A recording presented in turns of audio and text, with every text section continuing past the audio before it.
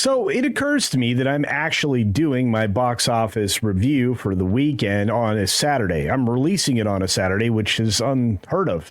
The reason being is because, well, not much is likely to change. There's very little at offer here when it comes to what's in the theaters, and it's going to be the absolute worst of 2025. It's also the absolute worst that we've seen since 1997, but I think I want to reinforce that point a little later in the video. You're going to want to stick around because not only is this embarrassing for Hollywood, it's absolutely decimating for theaters, and you'll find out why. Here we go. So before we get started and talking about the destruction of the box office, let's first talk about the fact that I'm trying to get to 100K. So if this is your first time or your 1000th time to the channel, just look down there, make sure you're subscribed to the channel. If not, it's absolutely free, won't cost you anything. And if you turn on the notification bell, you won't miss anything either. We do lots of videos here every week, plus lots of live streams, probably an equal amount of both, and they're basically every day, and you don't want to miss it. And while you're down there already, go ahead and hit a thumbs up button or make a comment now, because I'm telling you, you're going to want to. But let's get to the story. Starting with Deadline's article on the matter, saying Novocaine with 8 million for the weekend, which is likely, an estimate that is, leads the lowest grossing weekend of 2025 to date. And as I mentioned before, 1997, but we're going to get there. Novocaine is this really strange kind of a dark comedy that a lot of people seem to have enjoyed. It's got a positive number on both sides of, well, all of the shill sites like Rotten Tomatoes and other places. It also is, I think, a B cinema score. Regardless, it's a big weekend, right? Or the weekend before Snow White. And what's funny is our friend over here at Deadline says, thank goodness for Snow White next weekend, right? Not really. It doesn't look like it's going to have a big number. It's not going to pull off a $50 million plus opening, as is likely hoped for here over on Deadline and all the other shill sites, citing that that would be a respectable bump for what is a barren desert of business right now. Well, it shouldn't be. Shouldn't you have a superhero mega tent pole just dominating the box office right now? Well, you should, but you don't, because Disney is a constant letdown these days, and Brave New World is likely to do another embarrassing weekend's worth of business. We'll take a look at that in a moment. But the fact that current estimates show that this is going to be the worst weekend of the year is actually quite telling, because we're in the middle of March, head towards the second half of March, at a time when the box office is supposed to be up and running. It should be chugging along. We're at spring break right now in the US, and that's normally movie bonanza time, except right now, not so much. Of course, Novocaine seems to be doing it, and it's doing it well, with a B cinema score, an 84% positive, and all the exit scores are looking good. And if you read this like a political campaign, it's going to do just fine the next couple of weekends. The problem is, it's not going to do enough. At 10 million, or maybe even sub 10 million, this is going to be the biggest part of the weekend. 8.5 million is what it's projected for, and if it does that, there will be no double-digit earners at all this weekend. And that's saying a lot more. And one quick note about Florence Pugh's prediction for the upcoming Thunderbolts, the next flop in the MCU lineup this year, saying that it was like an A24 movie. Well, let me tell you, A24 movie like Opus is an absolute dud this weekend, falling outside the top 10 with a $1 million opening and a C+ cinema score. 64% positive, 44% definite recommend on post-track, and that gives you, well, a very disappointing 433,000 on a Friday. This is very, very bad, and I don't know why comparing a MCU tentpole to an A24 film was a good idea in the first place, but I hope Florence Pugh is not doing marketing for Disney anytime in the near future. Moving on, however, we have to go over to Variety, who's going to tell us a little bit about this weekend when it comes to the box office, Novocaine, and something called Black Bag. And of course, the Mickey 17 movie has already fallen well down, and it's going to be absolutely rough on the slowest weekend of 2025. It's going to be Terribly, terribly rough, in fact. Remember Argyle last year in February of 2024? Well, Variety does, and they're comparing that weekend to this, where you can't get any individual release north of $10 million. It looks bad, terrible for the rest of the weekend, and a comparison to Dogman isn't helping things for that matter. In fact, this weekend will not only defeat that poor weekend's performance, it's going to set a record that hasn't been seen since the 1997 weekend that we'll reference in a moment. What's still amusing to me is the same story that I covered a couple days ago, which is Captain America Brave New World is looking at fourth place at $1.5 million on Friday, which is, well, a 99% improvement over the day before, but not a good performance if you look at the overall box office. Right now, it's holding fast as the 28th out of 35 Marvel offerings as far as performance in the box office, and that's only because they're not calculating or adding in inflation, which it would be maybe in the bottom three if they bothered to do that. Nothing much else matters this particular weekend so far, even including Ketchup Entertainment and their purchase of The Day That the Earth Blew Up, which is a Looney Tunes movie that only opened in 2,800 theaters. It also only looked like about $1 million Friday, and it's probably going to do about $3 million in total by the time we finish the weekend. That's not just disappointing, it's catastrophic, but you know what? It was to be expected.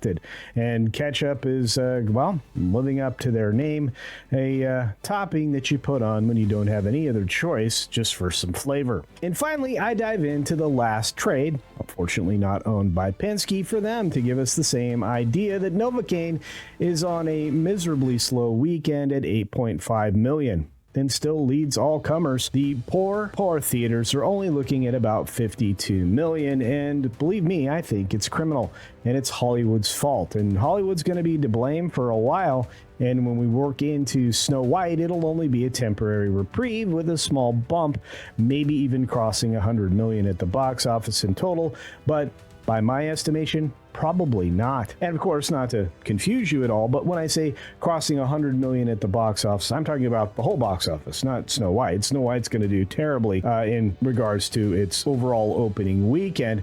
I'm saying all of the films combined together next weekend are likely going to perform below $100 million in total. That's what I mean, and I hope you understand now. Novocaine still had a broad opening at $8.5 million in 3,300 theaters. You'd expect it to have good numbers, and it does for what it is and what it cost and what it was marketed for.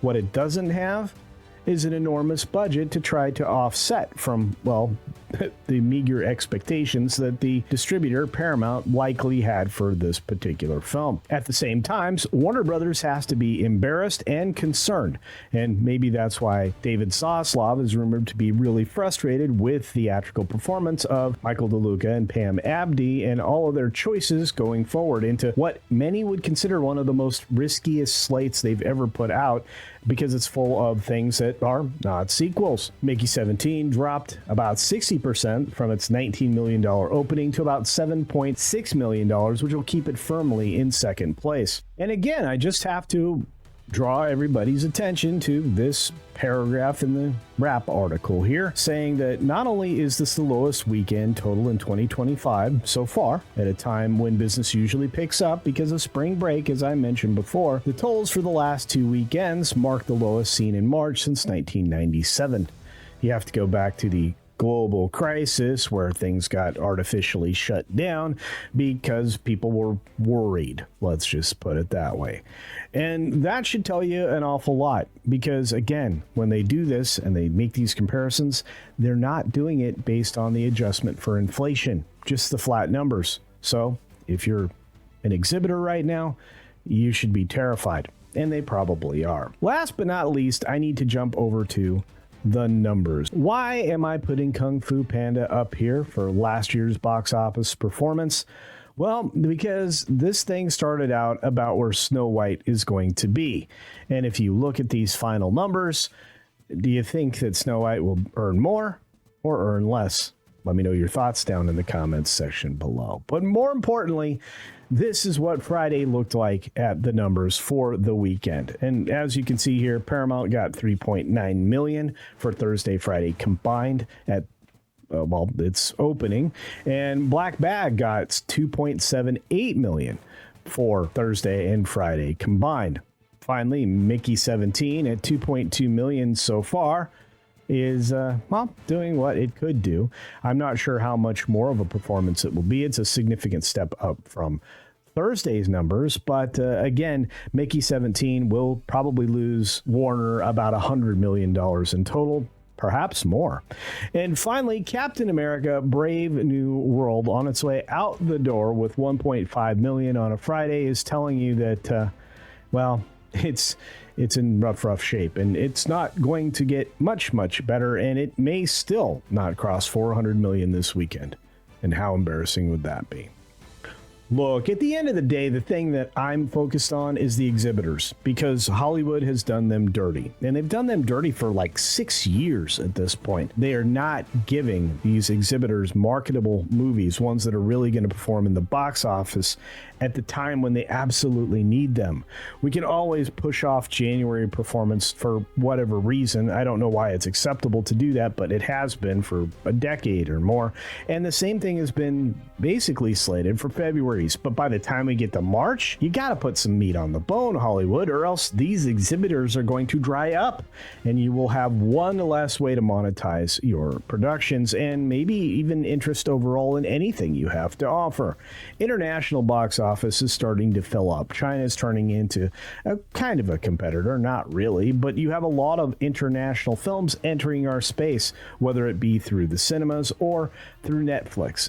All I'm going to point out is there's so much reliance right now on streaming and streaming performance for film and television that it could be we have very limited numbers of theaters in the very near future, which means you have even more limited performance monetarily if you cut out that type of distribution from your menu. And your menu, Hollywood, is getting pretty sparse, at least as far as I'm concerned. And I'm curious what you think. Do you think that Hollywood's giving you anything to go for, whether it be to the cinema or even streaming at this point? Let me know those thoughts down in the comments below. At the end of the day, I like going to movies, and I like to review movies, and I like to be positive about movies, and I don't have any reason to do any of those three things, because everything that I've seen, and I'm afraid any of the things that are coming up are going to disappoint me and you, and that bothers me. If it bothers you, let me know that in the comment section down below as well. And we'll commiserate together. I'm just not surprised with what we're seeing right now. And next weekend, I'm going to go see Snow White. And come heck or high water, I'll be giving you a review by Friday or Saturday. Probably Friday at the latest. And I'm not expecting very much. So if it actually is a halfway decent presentation and doesn't destroy the original 1937 story too much, well, I may give it more of a pass than you expect, because it might be the last little meat on a bone that we get until we get to Thunderbolts, and that is going to be absolutely devastating for theaters. I don't know why. I just have this sense that that is not going to perform well, and especially with word of mouth about a group of characters nobody really wants put together in any kind of a crew.